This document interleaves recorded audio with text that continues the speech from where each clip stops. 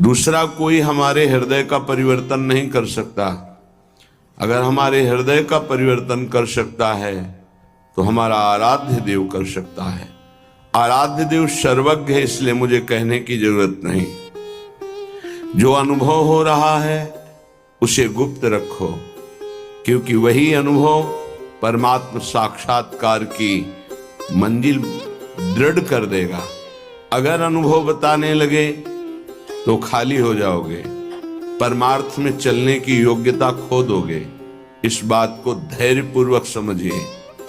चाहे जितना कष्ट हमें मिले, शारीरिक या मानसिक, हम प्रभु के मार्ग को अब छोड़ने वाले नहीं। ये शपथ खानी चाहिए। हम प्रभु के मार्ग में जैसे हैं वैसे ही चलेंगे। जितना सुधार प्रभु कराते जा रहे हैं उतना होता जा रहा है। हम प्रभु के मार्ग को नहीं छोड़ेंगे, चाहे जैसी परिस्थिति आ जाए। हम गिर सकते हैं, फिसल सकते हैं, लड़खड़ा सकते हैं, पर ना तो रुक सकते हैं और ना लौट सकते हैं। ये शपथ खानी चाहिए।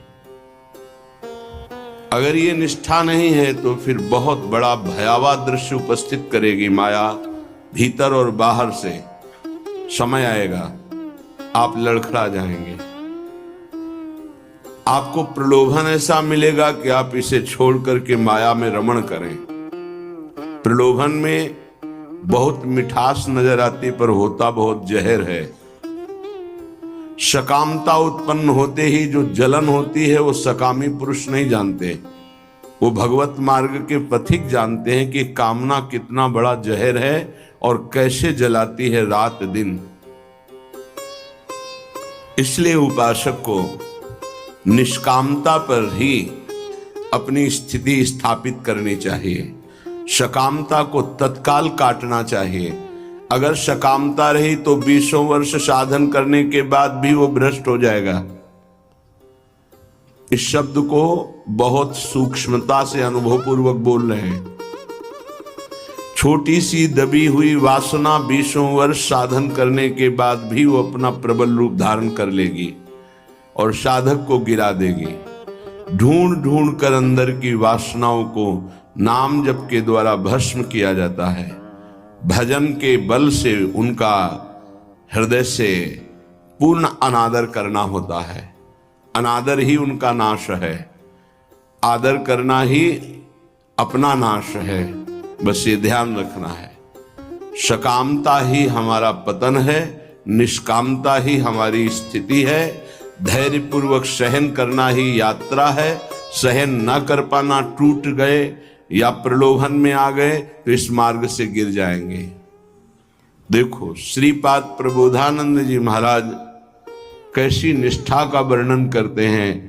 धाम की निष्ठा कह रहे हैं कि छिद्देत खडशः इदम यदि में शरीरम घोरा विपद विततयो यदि वा पतन्ति हाहंत हाहंत न तथापि भूयात् वृंदावनादितर तुच्छ पदे पिपासा।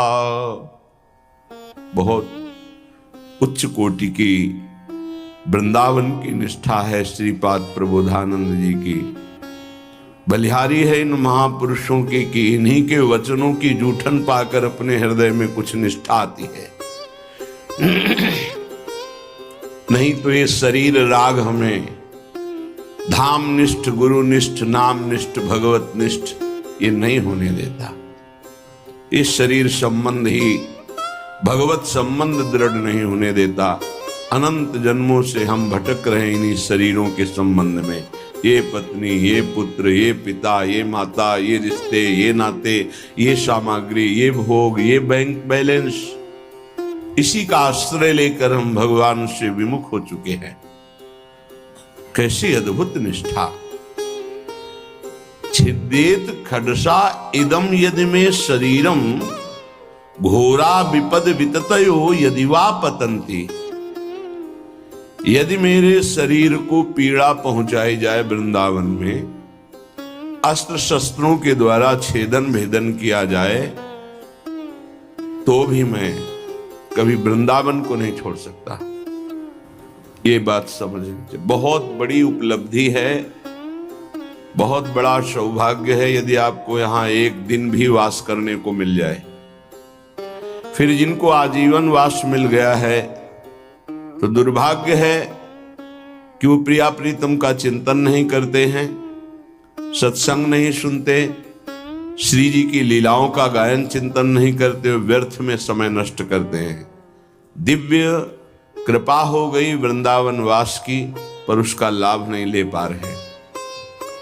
वृंदावन बसिके इतनो बड़ो सयान, जुगल चरण के भजन बिन निमिष न दीजे जान। पलक झपकने के समय को निमिष कहते हैं।